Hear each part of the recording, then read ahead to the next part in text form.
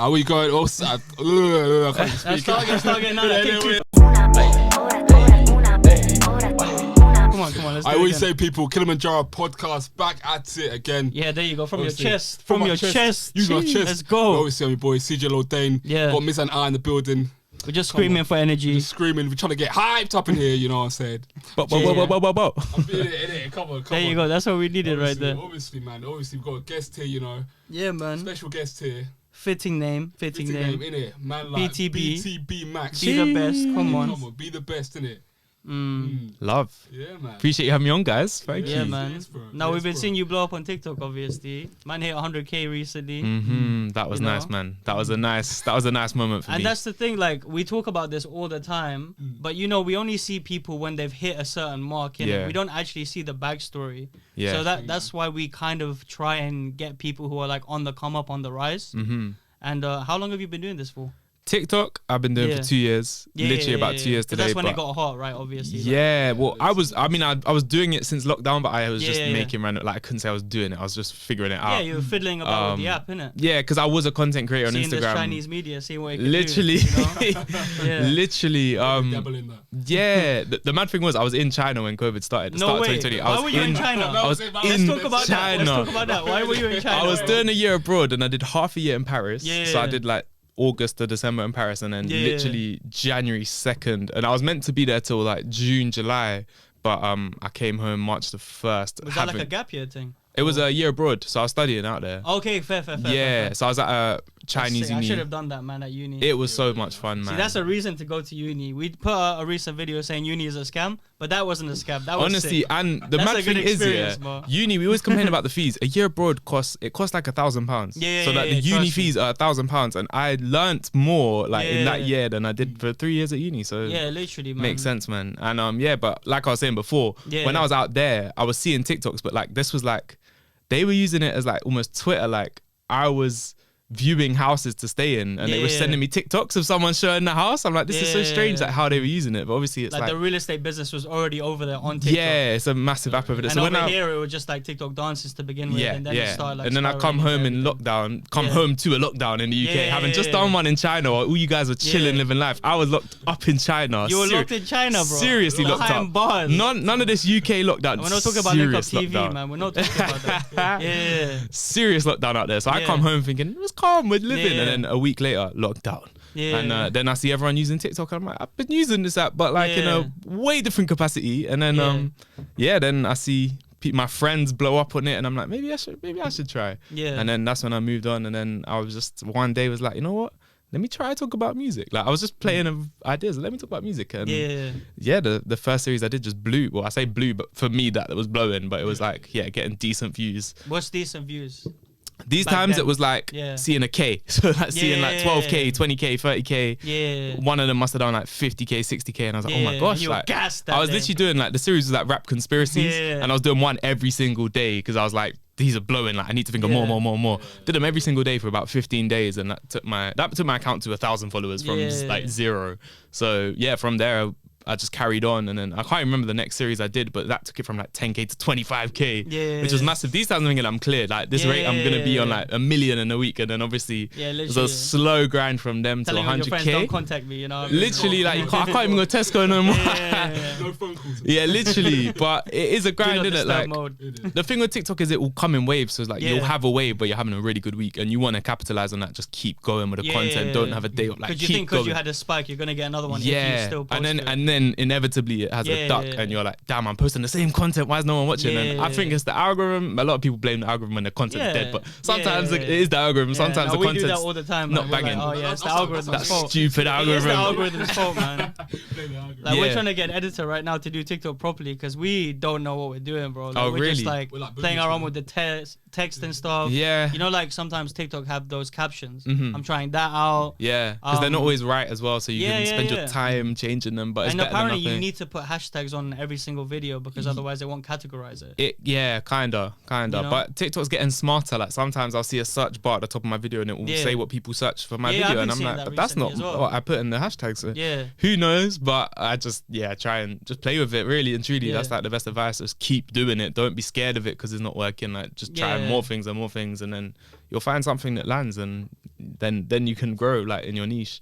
Yeah, man. I guess it's like with everything, innit? Like you just have to try, innit? Like Yeah, trial and errors with everything. Definitely. Well, like I was saying, like in 2017 when I started doing fitness content, I did that 2017 to 2020, and almost zero. I mean, it wasn't I had just a 2-year successes. TikTok stint. It was like the 5 years before. My that, successes were like 1,000 followers, and like to me that was massive. And that was on Instagram, and like even getting like more than 300 views on a video, I'd be like, wow, that's a good video. You'd be gassed, innit? And then I remember what made me take TikTok seriously is I posted one of my gym videos on TikTok, like the first ever video. Like if you dare scroll down my TikTok, like 2,000 videos worth, the first video is me just doing like some push-ups or something. And I saw it got like 2,000 views and I had 0 followers. The first ever video, I'm thinking, how's that got more than all my Instagrams done? And I was like, okay, maybe I need to think about this more seriously. Yeah, it's a different kind of beast, isn't it? Mm-hmm. But yeah, my message to that is like, just do it. Like even don't worry about the numbers, just do it, stick with your idea, and then it will get better the more you do it. And why did you stick with the idea? With TikTok, with so like fitness, with Instagram, with Instagram, because you were doing it for 5 years. Yeah, the initial idea was just to. But were you trying to make it big, or what were you trying to do with it? I didn't really have an end goal. Or were you just like, fuck it, let me just post some fitness stuff here. Let me try to get the girl them with that. Yeah, you know what I can't lie, it came in handy for that.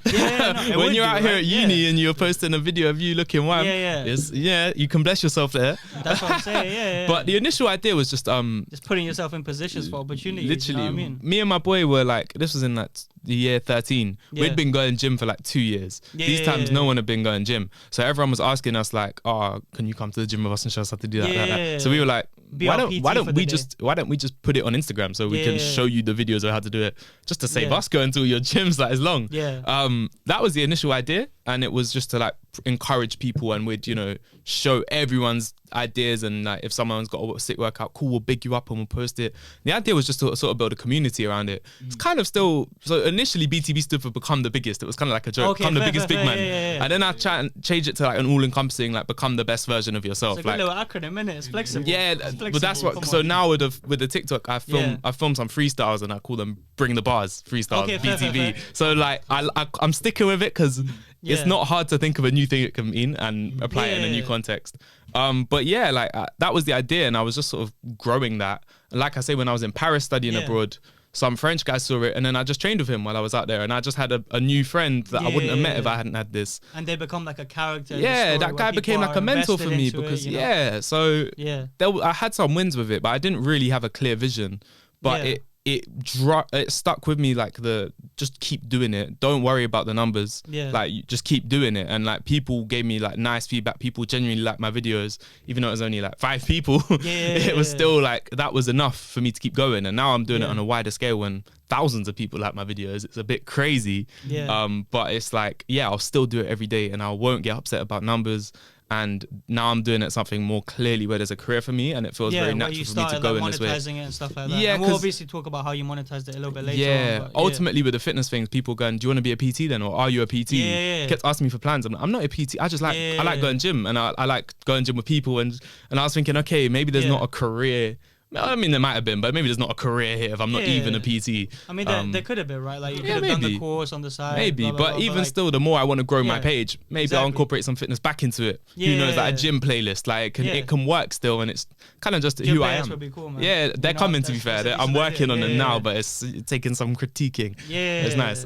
They might be out by the time this video comes out. You never know. Nah, it won't be. It won't be. It's taking me some time. When are you gonna put it out? Well, I want to do like 3 playlists. One is like a warm up, get in the zone, like type thing that gets you pumped. One for like if you're doing, because I understand people go to gym for different reasons. One if you're like running, so you just want some up tempo, like endurance music. And then one for like your big boy lifting, like you're going for a personal best. You need some rude music in your ears, some profanity in your ears. And you need some Skepta shit in there, bro. Boy, drill. That's what you need, your drill. Good drill. That warm remix is crazy, by the way. Yeah, that's the way he came in the bars, he said, what do you say? He was talking about Banksy. Yeah, like hang him next to the Banksy. Bro. Hang him next to him, bro, because he's an artist now, right? But yeah, man, you just need to mix up with the playlist, innit? Yeah, so like that's bro, put us up to some music, man. What you been listening to this week? I can't lie, it's been a good week. Like you just said, K-Trap Warm remix. But I've been loving the Fredo tune. I'm back. Yeah, I'm back. But again, it's not really like a song you listen to like that. But I just love seeing rappers elevate and progress and try and you know, not chase numbers. It was one of them ones, isn't it? It was like one of Yeah. those ones where you listen to Serious. maybe once or twice. If you see one of your boys who's really into Fredo, you might play that track in the background Yeah. kind of thing. But that's about it. Yeah, a song like that, it's about the bars, isn't it? It's, Yeah. It's not Yeah, like, yeah, it's not yeah. like you're trying to get the hype. Like, That's what he's talking about, trying innit? to It's make the an anthem storyline. from- Literally. Yeah. I mean, you watch the video. He's in a suit.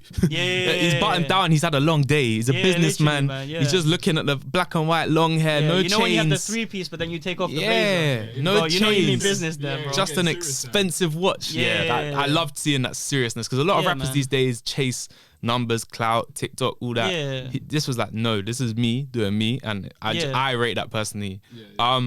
A tune that I've been just rating the past Yeah. like month is Rogues by Young's Teflon. That is Yeah. like a kind of scary kind of beat. Again, Yeah. like real rap seriousness. That's kind of Yeah. been my favorite song right now at the moment. If Yeah, that's we'll to play put that. you on. We'll play that. Mm-hmm. Play that for like 10 seconds. Play it for 10 seconds to get. No, I can do that. I can edit now, you know what I'm saying? You can edit. Woo, we're going up. Yeah, we're going yeah. up. Bro, he was editing for like the first 30 episodes kind of thing. Damn. But what else you been listening to, man? Yeah. I've been listening today to a bit of this Drake and 21 Savage. Okay, yeah. I haven't yet like listened to it front to back, like fully taking it in. I was listening to it again on my way here, and Yeah. I like it. I'm just a bit confused by Drake on this track because a lot of He's been coming through a bit zesty, innit? a little bit like A little bit it's not zesty, like bro. one of the tracks he sounded zesty, one of the tracks he sounded like he's nursery rhyming, one of the tracks he's Yeah. sounding like Lil Baby, like he just sounds like Lil Baby. Yeah. And I think he was trying to do an impersonation. Yeah, as well, he to be honest. kind of was because I think there was a Lil Baby ad-lib in there. And then 21 Savage, I want to hear more of him. Why is it a Yeah. joint album when he's barely on it? Yeah. And what's really annoying me is And the very he barely listening to Yeah. like releasing music. the now. very first track 21 when the Savage. piano when it switches and it has that slightly Yeah. aggressive piano. Yeah. That is a 21 Savage beat. Yeah. Why is he's on the album? Why is he not Yeah. spitting on it? Oh, that annoyed me. But I'm Yeah. taking it in still. I'm still taking it in. Yeah, I mean, Yeah, I'm just over halfway through the album. Innit? Mm-hmm. I need to finish it, but What are you thinking though? It's alright. It's alright. First takes. Nah, it's alright. It's a lot better than that. Never mind. You know that. Honestly, never mind. Yeah. yeah. A lot better than that. But yeah, nah, it's alright. Obviously, like you Yeah, said, man. it'd be better to have more of 21 Savage. I know. Yeah, but I'm glad he was there at least. Yeah, at and least it was a he's on it. difference to the house track because everyone was kind of like bashing him for that. I didn't mind the house thing because it's like I'm not mad at it. I either, to like be when honest. rappers just do what they want to do or artists just do what they want to do. And that was that fair. statement piece. Yeah, he That's just what I wanted felt to like he make was some- saying. He was like, The thing is- I can do what I want. It's good. It's good when artists do you know they do what they want to do. But my main issue was with the album wasn't necessarily because it was house. It's just because that every song just sounded like a film. Yeah, I hear you. To be fair, I didn't listen to loads of that. I just like I'm not a massive Drake fan. I respect Drake highly, Yeah. but I don't like love him and listen to all his music. But it's like I'll listen to it when it drops. And that one I kind of didn't want to listen to again. I was like, oh yeah, cool, house tune, cool. And you're more into rap anyways, right? Yeah. Like, that's So like your for genre. talking about Your artists thing going is out of the rap talk, box. right?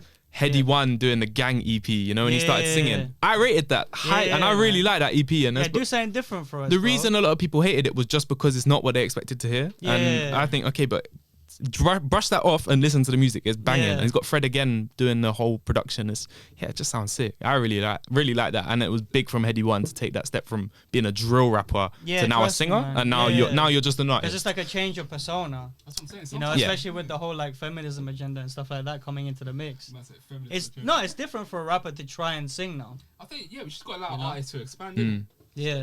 Just let him embrace the art, man. Yeah, That's what I'm saying. Like Dave's one of the best rappers in the game, Yeah. and so he could just live off rapping. He's like, no, let me learn the guitar.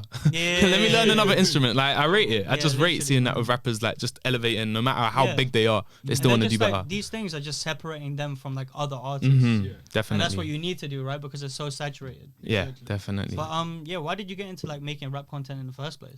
My whole thing, because people ask me like why I don't Obviously, talk you're about. a fan, right? Yeah, Like, but- that's it. That's essentially it. People Yeah. ask me like why I don't do US rap stuff, and I'm like, because I'm not as big a fan. Like it doesn't excite me too much. Yeah. UK rap is like I've grown up listening to. And I sort of really got into it in like 2013, 14, 15, 16. So like when it was just blowing up, like grime was Yeah. blowing up. And so I was able to literally see Skepta go from performing at some time, like in Brixton Academy, Yeah. Skepta JME, he had Stormzy, Novelist, Section Boys all Is that Brixton supporting. one? Yeah, Brixton Academy. Like this Yeah. was in like 2014. Yeah. That was like a small show, and now I've seen Skepta at Alexandra Palace. I've seen him Yeah. headline festivals. When I was abroad in Paris, Skepta headlined the festival. I'm Swear like, down. yeah. So I've gone from seeing them in like these Yeah. small venues to these massive venues, and Yeah. like as the music's grown, I felt like I've been there from Yeah, the you've been start. part of the journey, right? And in all the gaps in between, I was Yeah. listening to the old stuff dropping in the 2010s and the Yeah. noughties, and I was like, you know what, like I feel properly part of it, and like I just really connected to it, and I'm just a massive fan. So after like creating content for sort of 5 years, it suddenly just felt very obvious and natural, and kind of like, why have you not been doing this before, to talk about music? Because it's like it's been a part of my life longer than going like gym a part has, of for your example. personality, isn't Yeah, it? it's a massive part that you listen to. Yeah, because that kind of attracts the crowd that you hang out with and all of this shit. Yeah, like me and my friends, we'd have like a friend group of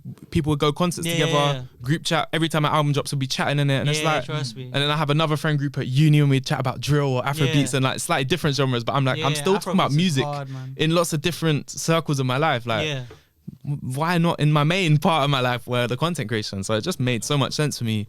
And it was very easy. Like, I used to have to go gym so often to post gym content. I was like, suddenly I could just turn my phone on for a minute and just tell you what I think of Fredo's new song, and then post it, and people will care, or people will have an opinion, and we can chat. And it just came so naturally to me as a content creator to then chat about music. Like, that's kind of how it started, really. Because the gym, I guess you kind of made content around that because you know it was twofold, right? Yeah. One, you know you're going to go gym more. Yeah. And you know you're going to get bigger and stuff like that, like whatever your goals were. And then on the other side, you're like, oh, I can build this following to a point where maybe I can take people along the same journey that I've seen these rappers take, for example. Yeah. You know? Literally. And that's what you want to do, right? You want to bring these people on for your journey. And that is kind of why I connected to grime and just the UK rap scene so much, is because I loved the core message of, we're from nothing, but we're going to work to become something. Like, we're not going to let this situation, obviously we've had to go through this, that, the other, which is why I don't connect to drill as much, because drill is like a little bit more braggadocious about what the stuff they do. Yeah, it's not like the coming from nothing story that we see in all of the movies. Drill was kind of like I did this, I did that. Whereas grime was like, I had to do this. It was pain, but I'm trying to do this. So it's kind of like drill slightly is like, different. I've already done it. It's the same essence, like, but it's like it's the same essence, the same core, comes from the same issues. Yeah, and rap is like by default braggadocious anyways, right? But grime was positioned in a slightly different way, in a competitive way, and like grime artists had to come up by literally being in a room full of man playing a beat, and they had to have the hardest bar or they're not getting the mic again. And I think that competitiveness is not in drill, so it comes out in other ways, and like they just chat about, I chefed up my blah blah blah. But if they're saying that in a room full of people where they haven't actually done that, or maybe it's not true, or someone's done worse, you're not even gonna chat about that. Like, so you're gonna be with them. They'll be like, oh yeah, I used to go to school with you, but you literally, like that. literally. So I feel like if there were the same like grime like core elements in drill in terms of like the actual rapping ability, drill would be grime, like with different beats, really. Definitely. So like, when did you feel like you crossed over as a content creator? Like, when did you say that? Because that's a scary thing to even say, because you're declaring yourself to the world that this is your thing. And if you flop, it's like that fear of like, oh, I might flop. I hear you. I mean, so when did you actually make the claim? It's hard. How far into the journey? I remember, like, first of all, that very first step when I had the idea to make a gym account, and I told my boy, let's do this.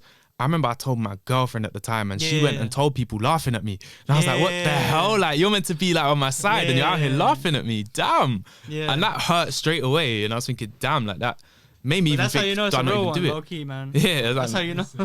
Maybe I don't do it. But I guess it was, I don't really know. I guess when I was like making the rap content, it was in a lockdown. So, okay, my housemates might see it because I was at uni, but other than that, I'm not gonna see anyone that's seeing it that I know and that might be laughing about it. Like, so I guess, and that's like such a dumb reason for not doing it. But you had like a little bit of a cushion, right? Like it made it more of a reality. It did make it, because like, oh, I don't have to see all of these like 100 people that might bump into. It's not like you're going to school the next day. Like when I was doing I'll go to school the next day and suddenly everyone's seen that I've started the fitness page. Everyone's looking at it slightly. It means nothing, but to them it means something. But and like obviously the 5 people around you, like we take the piss out of each other anyways, right? Because we're guys, right? Like we take the absolute piss. So anything they say is not really gonna hurt us, right? I remember posting them, and then obviously they started to pick up. So then once they were picking up, I was like, okay, I'm going to consistently do this. I still hadn't fully established that UK rap was my genre, my niche. I guess like after uni, I'd say I was I guess once you get a little bit of recognition, or you know, someone famous might like a video and you're like, oh my God, it's crazy. I think when you get those milestones, it kind of is a bit more like realistic. A bit more realistic. Or it feels realistic. This is actually, you know, something that we could actually progress in. It's like if you realize you've had an engagement with someone that is valid, someone that is doing it, and you're kind of like, well, if I were to chat to them, this was what it was. I did a skit where I was like, this is how Giggs made this song in the booth or something. And Giggs posted it on his story because someone commented on it. Check Giggs' story. He didn't tag me, bear in mind. No one tags you on Instagram. It's so annoying. Yeah, it's so annoying. Just at me, bro. Literally. Just type out my at. Give me my 15 minutes. Literally. So I then messaged Giggs being like, yo, that's me. Like, that's me. Like, I was so gassed. Yeah. I was even sending him a picture of like, I met your manager back in here. Like, just telling him everything. The whole timeline literally how much I love him. And he literally replied being like, yeah, that was funny still. Like that was his reply, and he followed me. But then I realized this is on my personal account on Instagram. And I just post nonsense. Like it's very unserious. So I was like, damn. Now I'm chatting like big Giggs will be just watching me. Now like big Giggs is watching my shit. Yeah, I me can't posting like silly pictures of my friends on the night out. So I'm like, okay, maybe I need to make an Instagram page for my business, like me as a creator, as BTB Max instead of just Max Wood. So I think that was kind of the turning point. But that's a big moment. I couldn't even tell you when that was. Lie. Like maybe April of I don't know, of 2021. I couldn't even tell you. Talking the hardest, bro. Just coming through. Talking the hardest. Oh man. Yeah. So I think it was like a big moment like that was suddenly like the sort of wake up call. Like, okay, I'm a content creator. I need to behave like one because people like Giggs could be watching me. And I was like, okay, cool, serious now. That's mad, bro. A mad little story. That makes sense. Bro, that I makes woke sense, up to see the official Giggs is now following you. And I did the double tick. And no, he requested. And I was like, imagine for my life, I clicked decline by accident. Like, imagine. I was shaking like, no, this is pressing accept. Like, I was scared. But Giggs still follows me. And he doesn't follow my business account. But he still follows my personal account. It's quite funny. It is quite funny. Like, when I post my friend's birthday slips and I scroll through the story and official Giggs has seen it. It's just, it's quite funny. But, it's probably nerve-wracking at the time, innit, to take in all of that emotion, right? Yeah. Because you're like, okay, first of all, I have to change my whole page because I have these like fucking hungover pictures on my Instagram, right? But then it's like, oh yeah, maybe I can actually do something with this and all of the emotions that come with that. And you've been following him for time, right? Yeah. Oh yeah. Yeah. No, it is mad. It is mad. And I'm like, look, you need to collect these milestones in your head, innit? And Lockdown T was like that as well, to be honest. He was like, okay, I have these little checkpoints that I need to reach. Yeah. It's like you're in Mario Kart and you're playing a game, innit? It's like you need to reach the checkpoints because the checkpoints give you one more dose of motivation. Yeah. Because exactly that. You always need discipline to be consistent, but it's like the doses of motivation that make you do more in the day, you know? Yeah, I mean, for me, it's like that 100K mark was like such a big thing for me. Like that was sort of like 100K. I'll be getting money, this, that, the other. Like, I thought 100K meant that's it, I'm clear. Yeah, trust me. I thought once you hit 100K, you got so many people seeing your videos, sharing your videos every time. Because I thought all your followers just see your videos. And I thought that before I interviewed Lockdown T as well. Yeah, it doesn't work like that. I can post a video and have 100 views because it might be a dead video. Like, it's... Or the algorithm's not picking it up that day. Or it could have 1 million views. Like, you just don't really know.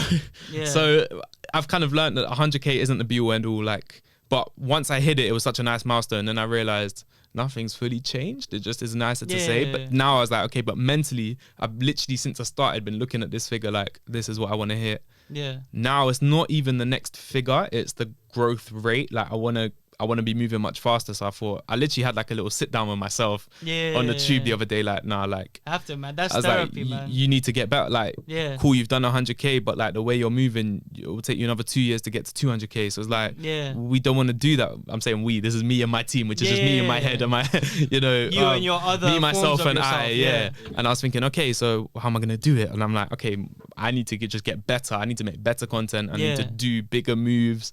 Behave like a bigger creator, collab with bigger creators.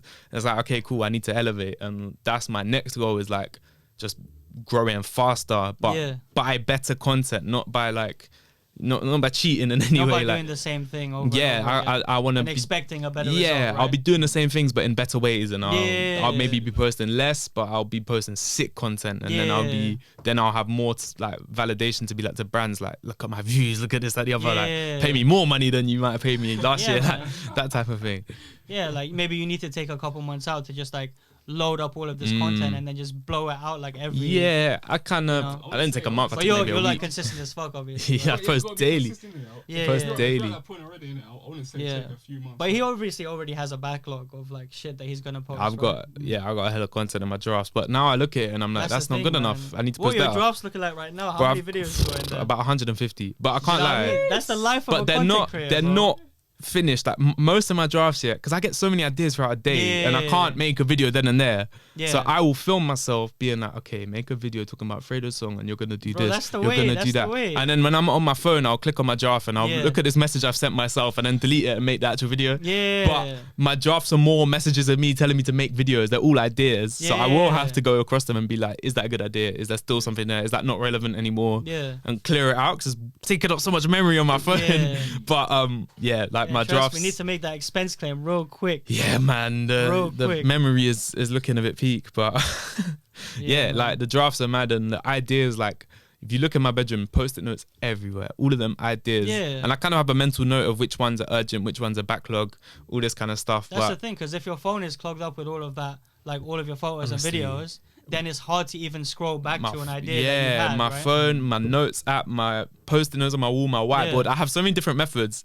And looking like a madman. I actually do a little bit. Like even my desk has like random bits of paper that I'll be like doing normal work on, and suddenly at the bottom I'll write a massive like, make this video tonight, and I'll be like, damn, I need to do that. Like it's really weird, but it's working. Like it's not like building up, made me crazy. Maybe it's making me crazy, but it's working. So I should definitely be more organized, but for now it's working. I'm making good videos. It's tunnel vision, isn't it? Like you have to just like make content.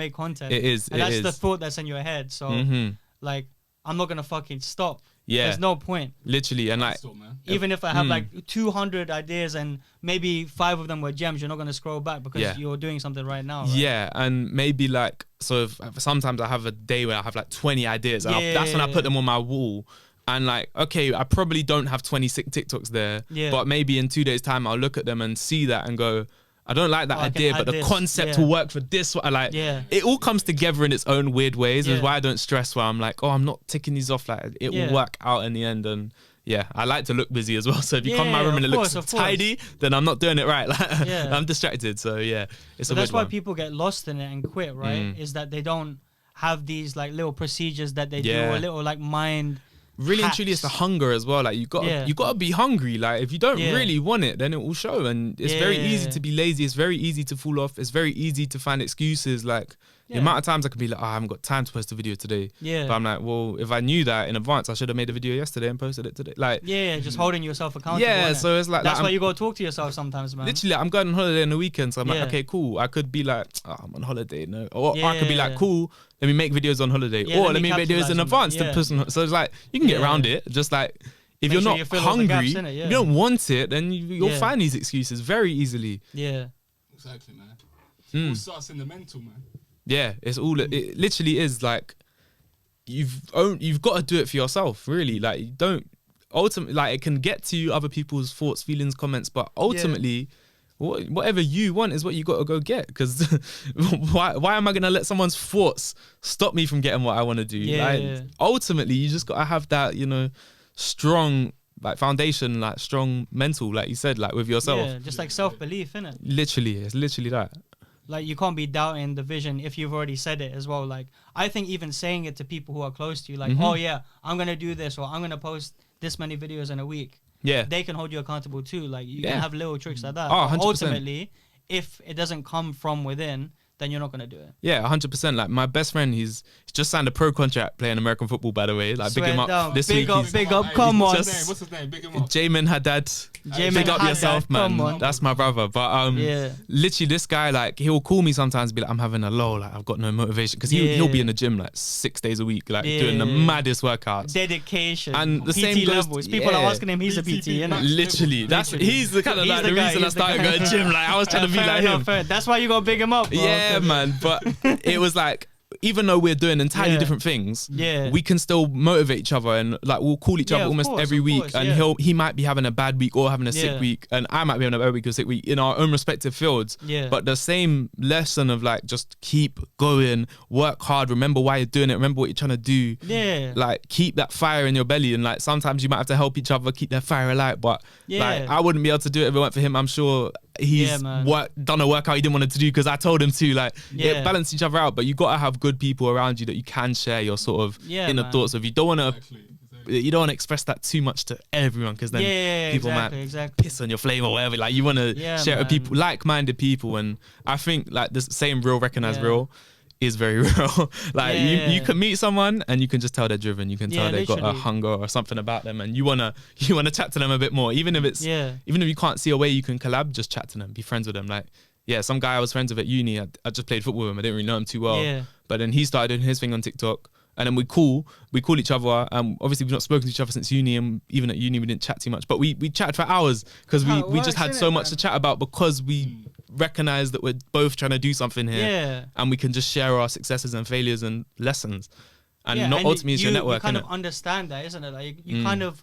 come to these full circle moments in your life where you're like, okay, if I'm climbing up in my own field, I can see people who I used to connect with. Yeah. They're doing their shit, and that's why you have visibility of them, right? Yeah, definitely. And you attract what you are kind of going towards. Yeah. So if you have the same goal or a similar goal or a goal that's equal to someone, you'll probably be in the circle at some point. Yeah. Yeah, definitely. And that's what you're doing, right? You're just putting yourself in these opportunities. Yeah, definitely. And obviously, one of the opportunities, I know that you are in love with the content and shit like that, but you want to monetize it, right? Yeah, 100%. So, I want you to tell us about your first time you monetized anything on TikTok. First time, I remember when I just hit, I want to say 10K followers. It might not even have been that, but I was doing a series that was popping. I think I just hit 10K. Yeah. And a rapper messaged me being like some little rapper. Yeah. I can't even remember his name, but I remember just like he messaged me being like, "Can you promote my song?" I listened to a song and it was okay. It wasn't bad. It wasn't amazing. I wouldn't love it, but I was so excited at the thought of getting paid that I was like, "Yeah, this is a song. This is a banger." And I messaged my boy who does TikTok. You know Moyo? Yeah. Your boy Moyo. I've known this guy. He's a science guy, right? No, Moyo is like just a personality really. He's often complaining about the weather or things like that. Fair. Shirtless in his windowsill, just shouting at the camera. He's so funny, man. He's so funny. But me and him like 2019 or something, we met doing agency work, and we had to spend like crazy. A 12-hour day washing dishes at Ascot. No way. We were chatting, and this was before TikTok was about, but we both kind of, like I just said, real recognize real. Like one day we just connected, we chatted the whole day, we became friends, and we both had this kind of vision of being content creators. I was the fitness thing, he was doing YouTube at the time, and then I saw him blow on TikTok, and so he's the reason I got on TikTok, because I saw him blow, and I was thinking, okay, this is serious. But I remember messaging him being like, bro, like, what do I say? Like, how much do I ask for? Like, I don't have a rate. Like, would you? And he said, say £100. And to me, I was thinking, £100 for a TikTok? Are you mad? To promote this guy's song. I said it, and this guy just paid it. I was like, what? £100? And he's just giving it to me. And then I was like, I felt bad. I felt guilty. So I did like 3 videos of his song. Like, I was only said I'd do one. I did like 3 because I felt guilty. You just felt guilty, And the third video did well. The only reason why you felt guilty at that point is because you didn't recognize the value that you had at the point. I didn't. And to be fair, I still don't fully. And you never do. To me, a lot of the time, like I might get an offer of like £250. And to me, I'm like, that's more money than I get if I didn't make a video, or like I'm gonna make a video anyway. That's the thing, isn't it? It's more money if I didn't. It's more how on brand it is. Like I get offers for things that are like entirely off brand, and like no matter the money, I just say no. I say no matter the money, like I'm getting off a big bag, but it's like a few £100, but I'm still like I wouldn't get that £100 if I didn't get it. But like I won't promote like vaping and weed and things like that. But I'll promote music if I like. The rule of me promoting music is I have to like it. If I don't like it, or if it's just so not me, it's better if I don't review it for you, because I'm gonna tell them it's bad. So you can pay me and I'll tell people it's bad, and it will get some noise to your music. But it might be better for you if you don't, like, if I don't talk about it at all. And the only way I could frame that is either these are the worst songs I've ever heard, or I've been paid a lot of money to listen. Sick. That would be such a sick ad, you know. It would. And they would probably blow up. Controversy sells. But rappers have egos, so it'll have to be a rapper that's willing to let that slide. Literally. But I try to keep it honest. Like if a brand, a lot of brands pretend they don't have any money as well, or like record labels. But that's how the game works. It is how the game works. That's just marketing, isn't it? But I'll like, if it's an artist, budgets, you need to restrict that. Sometimes. If it's an artist I genuinely like, I'll be like, okay, cool, I'll do it, because I'd make a video about the artist anyway. And I'll do it on the condition that maybe when he's got a tour, you can get me some tickets, or or we can work together in the future, like on more stuff. So like, because record labels obviously have rosters, so it's like if we do a successful campaign, suddenly you might want me to do the bigger artist. Yeah. So and building goodwill is essential anyways, right? Yeah, and yeah. if there's someone that's on your brand that you're collaborating with, then there's going to be bigger opportunities for those things. But I definitely need to get better at how I monetize in reach, because I don't do any outreach really. I let brands come to me, but if I can like take some days off work here and there just to focus on like outreach and building the brand and making little decks to send out to people and things like that, I definitely need like to a portfolio kind of thing. I definitely need to designate some time for that. But even now I'm getting offers from like people to want to manage me, and I'm like, but I don't want to just say yes because I can't be asked to do it myself. I want to say yes because I know you know me, you know my content, you know my vision. And and I guess you want to do some outreach before that happens, because you I want to know try how good you are at I want to try before you it. pay someone to do it. Because it might be really easy. All I might have to do is email the right person, or it might be really hard and the manager's crucial. I mean, Gary Vee would say that, innit? He would say, just email the right people, email 1,000 people. I thought you were going to do a little Gary Vee impression. I wasn't. I was going to, but you know what? There's too many people like that. Yeah. You gotta do the content. You have to go to a garage sale and flip it, you know? But yeah. Yeah, I hear it though. What is the biggest thing that you said no to? Ooh. That you can say?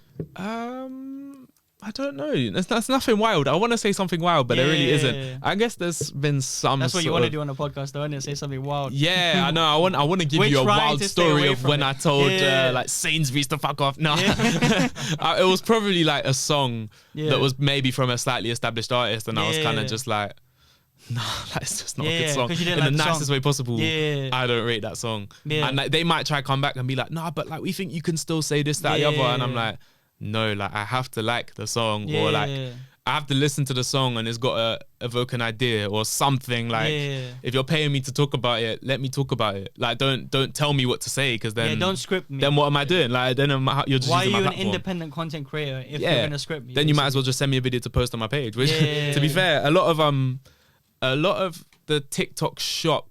So when TikTok shop started, apparently TikTok were paying their biggest creators to do like 2 hours of it and paying them like 2-3 grand. I'm thinking I need some of that money to do like 2 hours of just talking about products. Yeah, give me some of that. It feels very unnatural watching like a football TikToker talking about a makeup or a cooking accessory, but they do it for the money. And I was thinking, cool, I got lots of TikTok shop offers and I'm thinking calm. None of them are from TikTok. They're all from these like Chinese companies. It's dropshipping companies. And they won't pay you. They'll just give you all the products that you talk about. And I was thinking, okay, cool. Looked in it and like about 70% of them were makeup. And I said to my girl, like, do you want any of these? I'll do it for you. I'll do it for you. And she was like, Max, some brownie don't do points. that. Why not? Yeah, Why not? she was just like, Max, don't do that. You talk about UK rap. What are you doing? Spending 4 hours like talking about makeup of your niche. just to get it for free? Let me just acquire some haters real quick. It makes no sense. Jeopardize its own brand. James Charles' audience would just come through, bro. Literally. It's not worth it. Yeah, like when I have done ads, I do low-key get annoyed when I see people in the comments being like, ad, like, and this is an ad, or how much they paid you. I was like, damn, I want it to feel like natural content, but at the same time, I need to get paid, man. I need to get paid. Yeah, literally, man. I think people understand that you do have to compromise for the bag sometimes. You do. You absolutely do, but it's just how you do it, so it's not obvious you're selling out and that you're sticking to your values. I think is like you got to find that balance, which to be fair I'm still finding. Like I'm fairly new to making money in this game, so trust me, man. That's the goal for next year. The goal for this year was 100k. The goal for next year is money. And what do you do alongside obviously content creating? Like you work as well, right? Yeah, so for the past 3 and a bit months I've been doing digital marketing for the Duppy Share, which is a rum company, which to be fair has been very beneficial to me because obviously Kano owns the white rum. So my initial, when I saw that on LinkedIn as the jobs, I saw that's Kano's rum.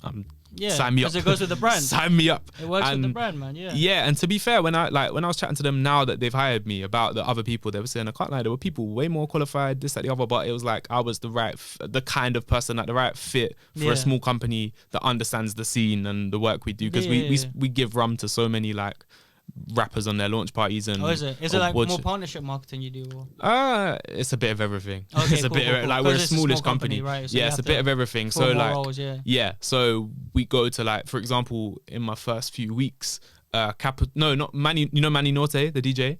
No, I don't know. He's a sick DJ. He like DJs for Dave. He DJs for like. Sick. When Drake and all the big names come, he'll DJ like as the first DJ on the night to warm everyone up. He's sick. Fair, He had a 10-year party at Capital Extra, and we provided a rum for it. And I'm there, and I'm seeing Deshane, Asher D is in the building. I'm just seeing like Manny Norte, Akala, Western. I'm just suddenly seeing all these guys in like a casual capacity. They're not celebs. If I saw Akala in person, I'd actually freak out a little bit. I can't lie. In my head though, I keep it in my head. I saw him on his ones and I was like, I have to say something. Have you heard him speak, bro? His bro, fucking you listen. Motivational speeches. When he speaks, you listen and you learn. So I I went up to him and I was like, bro, I'm in the middle of reading your book. I've listened to your music. I listened to your talks. Like, big up yourself. I'm a massive fan. Like, big love. And he literally just went, thank you, brother. That was it. I was expecting like something, and I was just like, say no more. Okay, cool. But now that's what I do. Whenever I'm like showing love to people, I literally do, thank you, man. Thank you. I love from Akala that. Thank you, man. That's the most humble thing to do. Yeah, just touch on. That's man. In Islam we do that shit, innit? Yeah. Oh, is it? Is that? Yeah. Do you touch when you? Yeah. Oh, okay. I didn't know know that. A lot of people do that shit. Yeah, it's very like respectful and warm, and that's why that's what I took from it. But yeah, like the job got me in all these events and stuff. And more time when I'm at these events, if I'm not behind the bar serving drinks or talking about the rum, I'm Max the TikToker. I don't know this rum company. I'm the TikToker, and right now. Someone invited me. Yeah, I know the DJ. Searching for the next bag out here. You pretend you're there. Fake it till you make it. It's kind of a bit of that. So I'm there and I'm networking, and maybe someone might recognize me. So I know one of the Capital Extra DJs, Yasser. Big him up. I love that guy. And he was like, oh, Max, like, I haven't said, bro, how you doing? And he just took me around the building, showed me the studio, took me into the Capital Extra booth when it was streaming live. He was just like, can you just watch? And I was like, oh my gosh, I literally came to work today and now I'm in the Capital Extra like radio. Have you always done that? Have you always like kind of gone to anyone who's around your vicinity and like just started chatting to them? Yeah. Did you do public interviews and that? Yeah, but did you do that kind of thing before you did those public interviews? Not like in public, but at events, chat to people. Like, you never know. Like, quite often, it's so hard. You're sat there, you see this guy's not talking to anyone. You might know one person, but you're like, I can't stick with you on that. Just do it. What's your name? What do you do? Like, oh, how come you're here? Like, it's horrible to start, but sometimes they're like, oh, I work here, and they're like, oh, I can't get anything out of this conversation other than just like a little. But sometimes like it's your network is your network is your net worth. Like if you know someone that knows someone, cool. That this guy might be, I don't know, the brand guy for Spotify and is wanting to pay some creators thousands of pounds, and suddenly I know him. Like you just never know. So like chat to people at these events and things like that. Like go to events, network. Yeah, like use social media obviously to get your name out there, but when you're in person, like that's when you actually make connections. That's when you can really capitalize, isn't it? Because like I think some people say that a phone call, for instance, is like 5 times more valuable than a text. I hear that. You know what I mean? And the reason is because you evoke more feelings from it, right? It's 100%. Actually a real life interaction rather than just like a text. 100%. I'd recommend. So we're gonna start doing public interviews, innit? So we wanted you to spit some game for us, bro. Public interviews, right? So public interviews. How do you get the right content, bro? I can't lie. I hate doing them. Like, oh shit. No. So listen. Now we're ready to take this on. No, well, I don't know about other people, but when I leave I know the content's sick. I know the content bangs, and I know you can get some really good content. You can chat to some people, like crazy people. Not crazy and they'll as give in you like the views. Crazy as in like they'll say something wild, not as in like they got mental illness. But no one wants to leave their house and just go chat to people in public and stick a camera in their face and try and make them look stupid. Ultimately, that's the thing for us, bro. It's the camera in their face, not so much the approaching, but it's hard. But you like, I know some people that literally just stick it on them and they'll be like they get offended and say fuck off. And I hear like that approach sometimes. If you're bold enough, you just get it, and you probably capture more people, but you probably piss off more people. And I'm too much of a nice guy to do that. So I'm out here just going like, do you want to be in a TikTok? Do you mind if I ask you 2 quick questions, please? Like 1 minute of your time, 2 questions, and then once they start, you can chat to them for longer. You have to come through. You gotta like give them an approach like, please, can I chat to you for 1 second? For like, you don't want to come across because you're sensitive for a TikTok video, or like. For the last week, I did one on Saturday. The week before, I was in Camden and I was doing like answer 3 questions and you can win £5. So I said, do you want to win £5 if a quick TikTok question? I've been seeing those pop up as well. So like waving a £5 in the face actually is quite helpful. But I tried to rig that one, so the third question was always impossible. But someone knew how many members were in an SG and I had to give him that £5. But so the content it's hard. It is hard. Like I'd say if you're doing it, and especially if you're new to it, try start with some easy wins. So like street performance, for example, or people selling stuff on the street. Their job is to chat to people on the street. So if you go up to them, they'll happily chat to you. Like an Inception thing or something. Yeah, literally. Bro. So that works. Try get some easy wins. Like say if I'm filming with Lockdown T, I'll be like, okay, can I ask you for the first one? Like, ask someone you know. Even if you got friends there, like chat to them first. Yeah, but it is just trial and error. It's asking lots of people, being okay to get no's because you get hella no's. Yeah. And being patient as well, because the videos I did like 2 weeks ago, they all slapped on TikTok, all of them. But when I must have filmed for about 5 hours and got 6 people. Like I only got to chat to 6 people. I was filming for someone else as well, but like I got a lot of no's. Yeah. And there were loads of tourists, and I was like, you don't know UK rap, like if you don't English in your first language. So yeah, it makes sense. You have to like take your time with it, but because I was patient and I stuck with it, and even though I only got 6 people, 5 of them slapped. Like 5 of the videos slapped. So it's like, it was worth it. That's the thing. You still got the payoff for it. Yeah, while you're stood there, and everyone be like, no, like, I don't want to be in a TikTok. Oh no, I'm scared. Like even if they like a couple of people recognizing me, like, oh, I see your videos. I'm like, do you want to be on one? They're like, no. And I'm like, oh, like too much publicity. That's so frustrating. I like to be low key. Yeah, I'm a low key individual. Yeah, because ultimately, like you want to, unless they're a genius, the content gets framed to make them like an idiot or something. Yeah, that's you have how to it be, normally ends up, right? You have to be loving and respectful. When you're put on the spot, you tend to be more of an idiot. Yeah, but like you don't want to. Like I feel bad. But you don't want to like, make people look like an idiot, right? I feel you're a nice bad. Guy, yeah, because like I filmed one. I posted one yesterday where someone just didn't know the words to any of the songs, and I posted it, and the guy's like, "Right, you done me dirty." And I'm like, "Oh no, but big up yourself though. Big up, like it's nothing deep. Big up yourself. Video, actually, like I don't want you getting corned in school or something. Like big up yourself. No, you did it. Like well done to you. Like don't worry about it. Like show people love. But yeah, like, with the public speaking, the videos do well. So like something worth sticking out. And I know my kind of like current like ethos that I'm living by. I don't even know if that's the right word. Like the current thing I'm living by is ethos like, works. Don't worry. Okay, big up yourself, bro. Do the things you hate. Yeah. So I started doing it in the gym. Like I did some exercise, and the next day I was like, oh my gosh. So this is kind of a bigger message. The gym kind of teaches me lessons that I apply in life. So that's kind of why. No, it definitely does, man. But yeah, do things you hate. So I did something, and I was like, I really hated that. My body hated that, but I'll do it more so I don't hate it. Like so doing videos in public, I hated doing it. It's so awkward, but it's sometimes like. It's always a good idea to say, yeah, I'm going to do it. But actually do it. Just do it. Don't stop saying you're going to do something. Just do it. Yeah. And if it's good, if it's bad, you'll learn from that and you'll get better more than trying to plan it. Just do it and then learn from that. Especially if you hate it. And I think more people are enabling themselves to do that because they talk to themselves in a specific way. Yeah. And I would say most of those people talk to themselves in a way where it provokes them. Mm-hmm. Yeah. You know? Because you have to kind of almost hurt your own feelings. Yeah, I cuss myself out more than anyone else does. Someone who will humble you in order for you to be like, okay, now it's time to fix up. Yeah, 100%. Do you feel like men kind of need more of that rhetoric? Mm-hmm. Yeah, because there's a lot of ego in men, and a lot of men don't want to be told that it's bad, but like that they're bad or whatever they're doing is bad or it can be done better. But as soon as you recognize something that's a fault and you keep on bashing yourself, then you're like, okay. Yeah, I need to fix it. You gotta be your own biggest cheerleader, but at the same time, you gotta be real with yourself. Like you're not gonna tell yourself you're sick of something if you're not. But you can tell yourself, I'm gonna get better, and we're gonna keep going until we get better. Like I always say, when people think about starting, loads of people.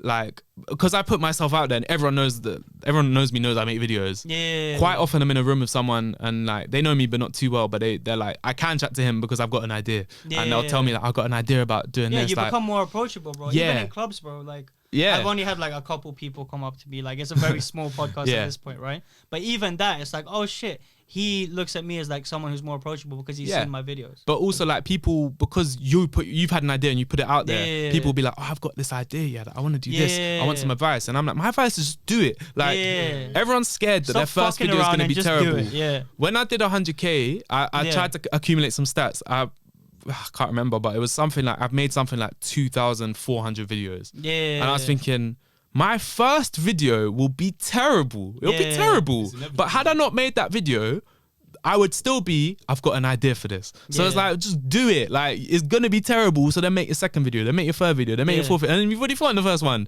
And here I am 2,000 videos later with 100K followers. Like, it's not like I've not gotten lucky. I've just fucking worked and improved. And like, anyone can do it. You just got to have that hunger and dedication and know that, it's not going to bang. Like, it's lucky if it bangs straight away. In the days where it's not banging. You got to carry on and to like, then go over to the flip side. Obviously, it's probably the same thing for you, right? With producing and stuff. Yeah, it's understanding. How many beats have you made now?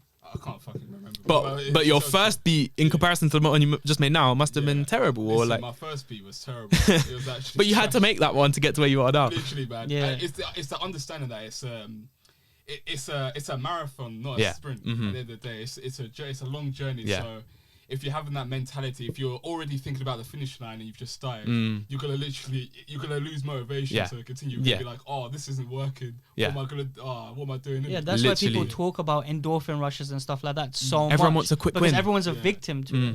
You know, everyone feels that, okay, I want it quick. And like I'm saying with these public videos, when I'm looking at the views and stuff, I'm like, these are quick wins, these are easy wins. But then I'm like, actually, no, it's not, because I hate doing it. Like going out and chatting to people is so awkward. Like, that's why no one chats to anyone. Everyone hates doing it, but you have to do that to and get obviously, the win. you know, to a certain extent, you need to do things that you hate. But at a certain point, it's going to become like daunting for you to do that all the time, right? Yeah. Like sometimes you need to do some things that you like, right? Yeah. To balance it out. Well, so the point will be that I'll do it so often that I hate it less. Like it becomes like, if I probably chatted to maybe 50 man in these public interview videos. Yeah. So by the time I chat to 100 man, I probably have a way better way of chatting to someone to get them to talk. Yeah. Or can very brush off a no, or the way I present, like the way I interview, the way I pose the questions, I'm less awkward. Like it will just get better. And I know when I'm watching the videos, and obviously I'm editing them, so the final edit I look okay. But I'm watching the videos, I'm like, I'm hella awkward. I don't know fully what I'm gonna say. Like I don't respond to them. Like I'm trying to get better at the presenting side, because they might say something and I know what I wanted to say next, but suddenly I should respond to this and I might stutter, I might say the wrong thing, I might ignore what they say entirely. And sometimes you don't say things because you're a nice guy. Like it's you're trying to like it's hold reps. back a bit. This is what I say. Like this is why I try and treat it a lot like just training. like the gym. It's literally just reps. like the gym. I'll get better on my 100th rep. Like, but when I've done this 100 times, it'll be better than when I did it the first time. So I'm understanding that in this public interview game, which I'm fairly new at, I'm learning, and I will keep on doing it over and over till I'm good at it. And then that's a good piece of content that I can maybe go to BBC like, yo, you need an interviewer? Cool, look at me, I'm sick, I've done this for years. Look at my accolades. I need to do it for years, Look at my accolades, run me my bread, that's it. Literally, because in a minute my bag is making videos in my bedroom, and like that's not going to take me to a red carpet, because because if they want me to promote something, I'll do it in my bedroom. Whereas like, no, let me showcase that I can do much more. I want to be a presenter and I want to be a host and a personality, and I'm aware now I've got a platform, I can showcase that at least I'm trying. Yeah, and you're putting your reps in. Yeah, exactly. Getting the reps in. So I'm not claiming to be the best at the interview thing at all. I know I'm far from it, but I'm on my way. I will be the best, become the best. It's the motto, but we're getting there. Yeah. Good, man. What do you think about all of this Red Pill stuff that's happening? Red Pill? Explain this to me. You know, like the Matrix thing, you know, Andrew Tate's kind of stuff. I hear this stuff and I see it pop on my TikTok and I just ignore it. Explain what Red Pill means, because I don't actually know. I hear it all the time. It's like referring to the Matrix, blah, blah, blah. Also, if you take the red pill, you're on the truth, and if you take the blue pill, you're a consumer in the Matrix and stuff. You're like in the ignorance is bliss. Like I don't need to understand who runs what, where, how. So what, the red pill? I don't really care about it, but it's like a topic. So someone like Andrew Tate takes the red pill and exposes the truth. Okay, what do you think about Andrew Tate? I think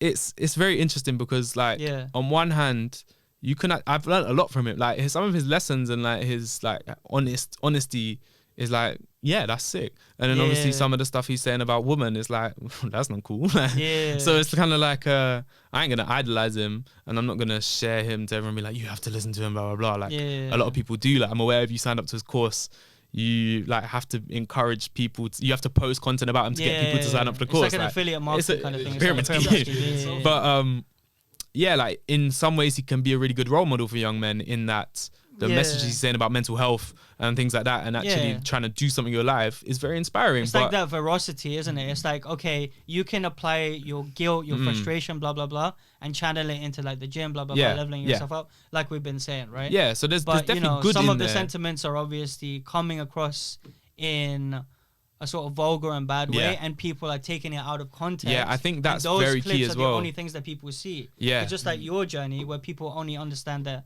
you've been on TikTok for 2 years, not understanding that you've done it for 7 years. Yeah, they don't understand the actual crux of the conversation, right? Yeah. And obviously, he's being facetious in a lot of this content because he wants to blow up. But he's even come out and said he would frame it in a different way. Yeah. If he knew he was going to be as big as he was. Yeah, because he kind of just blew up in such a short space of time. Yeah. Yeah, I think context is key because he'll speak on a podcast for 2 hours and that's the thing. you see 30 seconds in a TikTok and you suddenly have opinion on him as a whole person, whereas that 30 second of a 2 hour thing might have been him talking about a story. Like you just don't know. So I think people like I hate cancel culture. I hate that you can make one mistake and suddenly your career's over. And there's no chance to rectify it or whatever. Like I hate that, and I hate how quick people are to judge and the lack of understanding of context, because like you could say something and use the wrong wording. You might have good sentiment and use the wrong word because you didn't know, or I don't know, and then suddenly you're evil. Or it's and like you're in the moment, or you're put in the spot, like in a public interview, and you come across bad. You know what I mean? Yeah, it's like that's what happens. Like how some politicians will say the maddest things, but because they're well spoken, it gets ignored. Get away with it. It's kind of it's kind of mad. So I try and not take. I can't lie. It's draining. Try not to give you energy. Sometimes, like even just thinking about cancel culture and trying to defend or support, or you have to take a stance. I find that draining. So I just try and keep it real. Like from what I've seen of this guy on my page, some of it I've been like, wow, that's actually quite inspiring. Some of it I've been like, why have you said that? You've been like, bro? take what you need, discard the rest with everything. And like, it's not a stance that I want to promote to people just to not care about things. But at the same time, mentally, I've got way too much going on. Work, but that's TikTok, bullshit. It's like this, you don't care about I've no it. space in my brain to angrily hate or love or defend someone. Like I'm not picking a side in it. I'm just keep it moving. All like. the energy people have when they're cancelling people like you and all that. I mean, if you use that energy and do something productive in it, that's what I'm saying. Like, if you want to cancel someone, just like do it. Like. Why waste your time by speaking about them more? Because if anything, that's just blowing their name up even more. Just if you do hate them, then stop talking about them. Yeah, like is the point, right? But it's like you're giving your time, you're giving your energy into someone that you don't agree with, and it's not really affiliated with like your fucking character arc. Like they're not gonna get in the way of what you're doing. But at the same time, had someone said something horrible about, I don't know, me or my family or religion or something slightly more wider, like something horrible, I might be enraged to say something about. So of course, a lot of the time, I can't lie. As a straight white Christian man, I'm not the target of a lot of these people that get cancelled. So I know it is privileged of me to say that, like I can just ignore it or like I don't let it get to me, because more time it doesn't get to me. It's not targeted at me. And like, I know that's not a position I want to encourage people to have. If they are cussing out you and I'm trying to tell you to ignore it, like, nah, deal with it in your own way. But for me, it's kind of just like, I don't have the capacity. Yeah, I don't. I'm too focused. I don't have capacity in my brain to be tweeting love or hate for Andrew Tate. Yeah, that's nothing to do with me. And the thing is, it's not that you actually. So when we say we don't care about something, it's not actually that we don't care. It's that we're intentionally ignoring it. Yeah. I intentionally ignore a lot of stuff. Our way. I can't so lie. In a way, we're actually showing care that way. Yeah. I just want to say that. Yeah. Yeah, no, definitely agree with that. And I don't want to cancel someone because I don't support the fact that someone could say something and it could get taken out of context. Yeah, because we're obviously proponents of free speech, right? The thing is, it's already like there's already been stories, not Andrew Tate, but just other things in the media where like, Kanye West and that. No. I mean, just where some things happen where everyone's like saying, oh, we don't like this person, blah blah blah, and then like a few moments later, there's more like there's more context to the story, and then it's like, oh. I think like so for example, say someone like Prince Andrew or someone that's actually a terrible person, like, and there's evidence of it. Like, why are you giving this person millions of pounds if you're innocent, man? There's something going wrong there. There's something sus over it. But like, so there's like examples like that, and then there's examples like Dutch Avelli where he allegedly has done something mad, but at the same time, it's like, well, he said he hasn't. They said he has. He's also saying they're saying it because I'm big. They're trying to get my money, and it's like, I don't know. Like, well, how are you expecting me to know?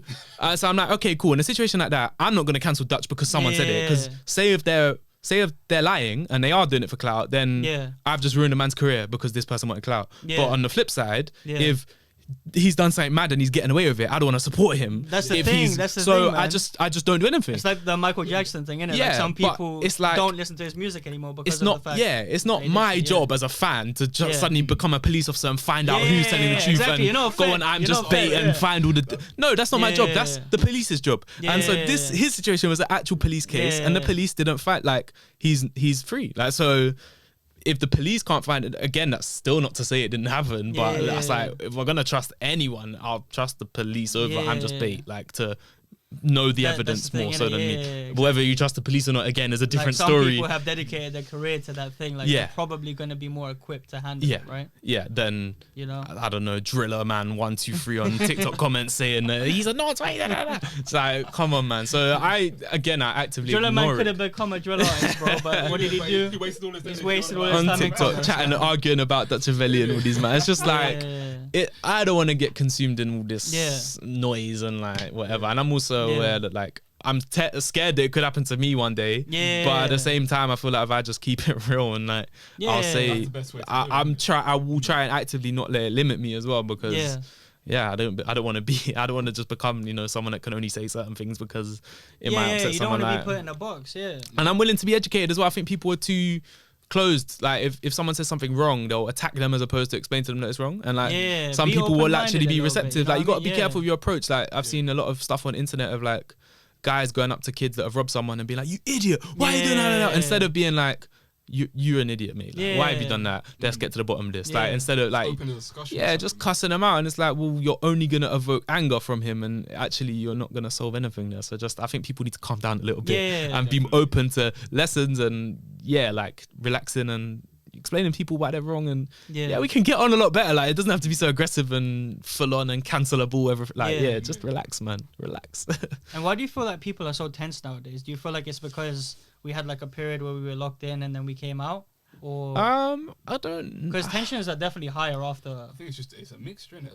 Personally, I feel like it's a mixture, innit? It could be lockdown, but it could be also like just media, social media and all that. Media conditioning slowly making you into this person who's a little bit more boxed in than when they started. I think it's a combination. I think the lockdown gave people more time. So like with the Black Lives Matter movement, people will say success, failure, this, that, the other. But me as a white guy, I learned a lot. Like I read a lot more than I've ever read, and I educated myself on certain things that I was like, I never thought I had any issues, but I was like, oh, well, like now while I'm not like having to like change my behaviors, because I was never bad, but it was like I now understand a little more how people feel and how certain situations they go through, which I would never know otherwise, and I wouldn't have got taught, and like I wouldn't have read in a tweet, or like I'm now understanding that. So you it was good in certain senses from the movement. So there was positives. So I think it's very easy for someone to shit all over the movement and be like, oh yeah, the appropriate amount of money didn't get allocated. But I think there's a silver lining. That was a bit true now. It is true. It's very true. I think like the lockdown like educated people a bit. And people were aware of not just like certain, like one issue, they were aware of lots of issues. Like people had a lot more time.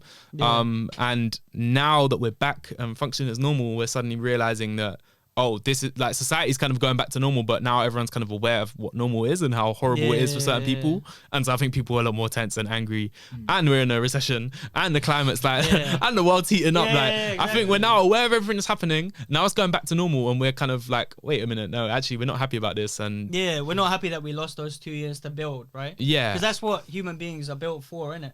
To get better and better and better. And I think we kind of just learned about all the horrible things this government do, and all the things that get ignored, and people got more clued up on their niches and their biases. Like their internal biases. I think that's a big point as well. But like for example, like during lockdown, they managed to find homes for homeless people. And then suddenly they put them back on the street. Like, hang on a minute, you literally bragged that you put them in homes. So why are you?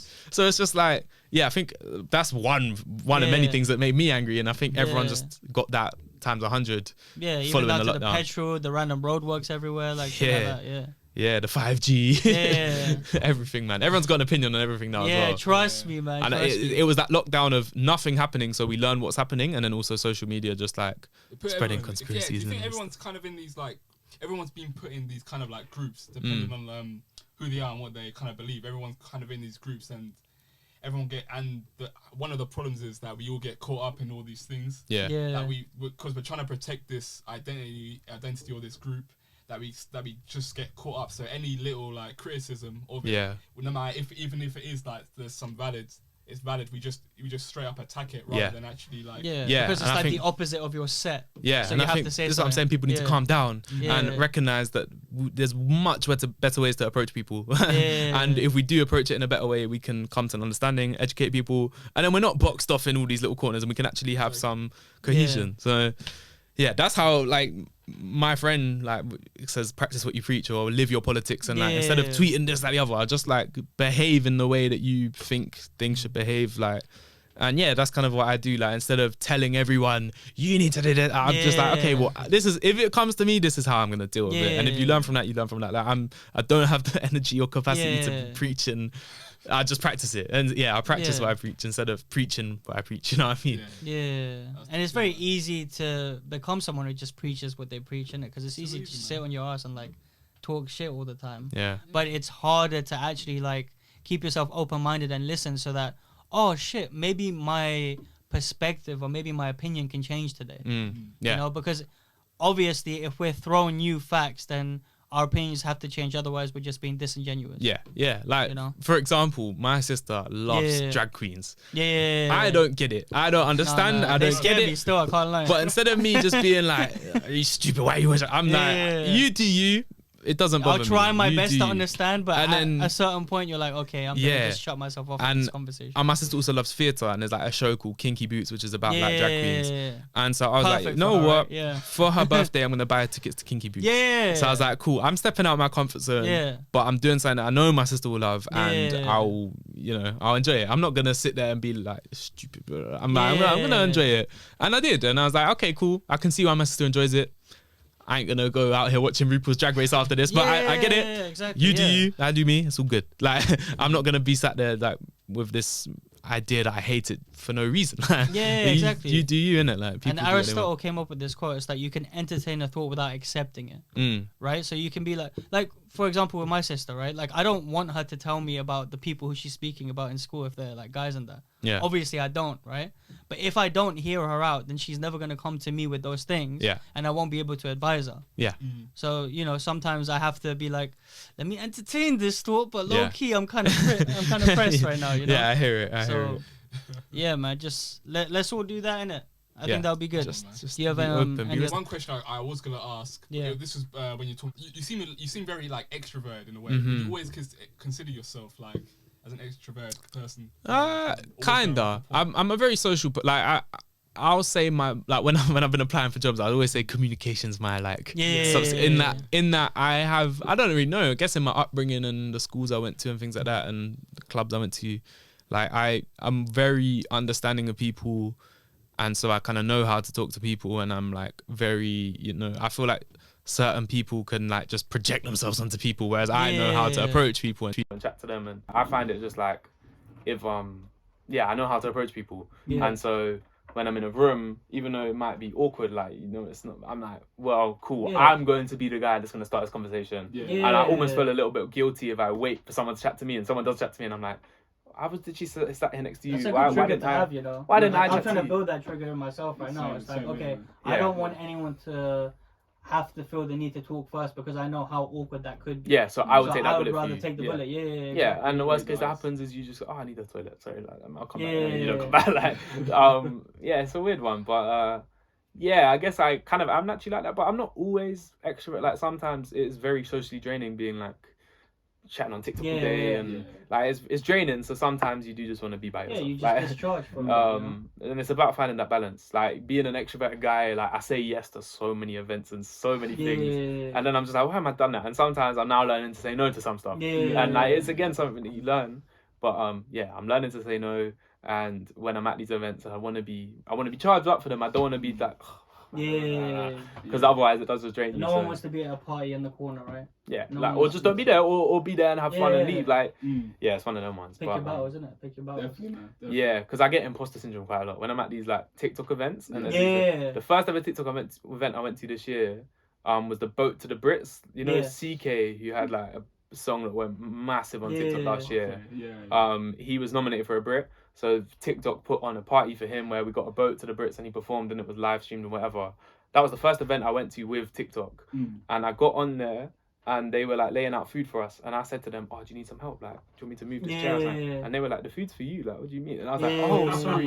So then I come upstairs and I see all these big TikTokers. And I'm there like, shit, like, I've seen these guys so much on my phone. And here I am. I'm a nobody. And I'm up to them. I'm like, oh, like, are you guys filming? Like, where can I put my stuff? Like, I don't want to be in the way if you're filming and whatnot. And they're like, wait, why are you here? I'm like, I'm a TikToker. They're like, they're filming you as well. Like, they're not just filming us. I'm like, oh, sorry. Like, I was so awkward. Like, and that's again something like I battle with when I go to these rooms. But it is kind of finding the right people to go up to as well. Because like, I think that's the better way to go about it. It's better to be a little bit like, oh, you know, I'm kind of not meant to be here ish, because that way you're practicing what you preach, isn't it? Yeah, but you're like, okay, I understand that I'm not where you guys are at necessarily, but I'm still here. Yeah, so I might be scared to go up to the biggest name in the room. Yeah. But then I'll definitely chat to the person that like isn't chatting to anyone, or like chat to all the other people, and I might find that they're like also these big superstars I've just never heard of. But you just treat everyone the same, be lovely. Yeah. Someone told me as well that like every single person wakes up in the morning, has a shit in a shower and like brush their teeth. Like everyone is a human at the end of the day. And so, everyone loves appreciation. Like people like big them up. That's the way it's helped. Be like, I rate you high. That's why this podcast works in the first place, right? Because people do like to talk about themselves. Yeah, ultimately, yeah. So and obviously that's why people come on in the first place. I'll very comfortably talk about it with you guys than I would on my own platform, because I don't know. Love for coming on, by the way, man. Thank you for having me, man. I've really enjoyed this. I wanted to hear about one more thing. The Lethal Bizzle full circle moment. Yeah. So break that down for us. You went to a concert back in the day, So right? like I was telling you, when I used to grow up on grime, one of the first concerts I went to after that Skepta one, I think, was Lethal Bizzle at Scala, which is this tiny venue, maybe about 100 people. Like it's tiny. And me and my friend went, we were about 14 at the time, we'd snuck in. 14, 15, we'd back to like a tiny bottle of vodka on the way in. Like, you know, the ones where you're sipping it straight, like it's horrible, but we did it because we wanted to see Lethal Bizzle. He did a stage dive, we must have caught him. We met his DJ after, we were just like, wow, what an amazing moment. Because of that moment, I then went to like so many Lethal Bizzle concerts after. My whole drip in this era was stay dench clothes, like that's all I'd wear. And then that dench shit was crazy. And then I got asked to be on the media team at the AIM Awards, so like interview people, and they had a list of everyone. What's the AIM Awards? Artist and independent music, something like that. Independent Music Awards. And they had a list of all the artists that are going to be there. Lethal Bizzle's name was on there. So you're like, I'm going to circle that name right there. Interview him.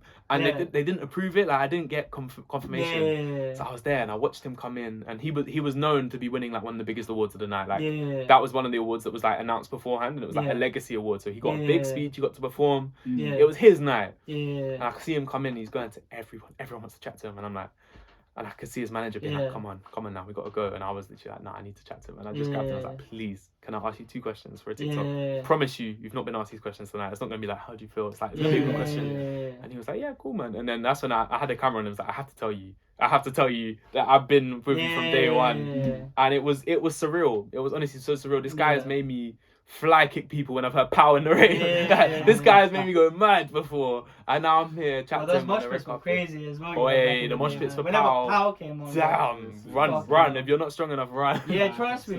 Get out of the circle. Man. But like it was special for me. Like, as one of them artists, like I've met some famous people now, but it's like some of them ones, it doesn't matter how famous they are. It's like what they mean to you, and that one meant a lot. And that moment, and that period of time as well, like come on, to just be like that's memories, right? Working with him on like the same level type thing, that like you're doing an interview like you would normally do for tonight. Like that was nice, man. That was nice. I guess the next one would be like to be a sit down interview of him like this, where it's like proper. But that was just like a kind of like on your new podcast, right? Yeah, man. What's it called? I'll say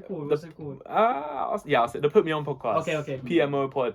We're not even 100% on that name, but that's the name. But with Lethal B, it was just kind of like I've actually worked hard since being a fan of yours, and being a fan of you inspired my work, and it's actually paid off because I'm now stood next to you asking questions. Like, it was just one of the ones that I still look at it like, wow, man, keep fucking going, bro. It's only just the beginning, lads. Who you gonna meet next? Retri 2. I have to meet Retri 2. There you go. Rechi's coming. He's coming somewhere. Something's gonna happen. The universe is gonna do it. It'll work its magic, man. Whatever happens, right? Man. Actually, no. Before we go, who actually said, "Nah, I don't want to like do a TikTok or whatever"? Do you remember someone who rejected your... Kano. Really? Kano is my favourite rapper of all time. The reason I joined this rum company, and trust me, what? The one time I met him, to be fair, it was at a party fair. and like my manager, who actually knows him quite well, was chilling with him. I met him, did a shot of him with his own rum, another special moment. And then I didn't want to ask him because I know what he's like to work with, and I know so I was like, okay, I'm not gonna ask him. But my manager he moved off like a film set, innit? He can be like that. My manager had said to him, like, I didn't even ask her to do this, by the way. She was like, my colleague, he's got 100k on TikTok, like, would you be down to the video? Not necessarily right now. And he was just kind of like, nah. But I don't think it was like a no, like it was kind of just like, I'm getting drunk right now, what are you doing? So he said no. Toby from the Sidemen said no because I saw him at a festival. Saw him at a festival and he was like, nah, bro, I'm here for vibes. And I was like, you know what? No worries, like, that's fine. I respect it. So, and Headie One's manager. That was a lovely impression. Headie One's, must have been his tour manager, some fat white dude in Headie One's camp said no to me, and he was proper rude to me. I'm still upset with him, but I have met Headie One since, told him about it, and he was kind of like, sorry bro, like it's like that. So well, man, so people do say no, but fair. We'll still get them, man. I'll get the Kano video, I'll get the Headie One video. Come on, man. Toby might wait. Injections make you stronger anyways. Yes, exactly. Anyways, guys, stay balanced. Equilibrium Clothing out now. Peace out. Love.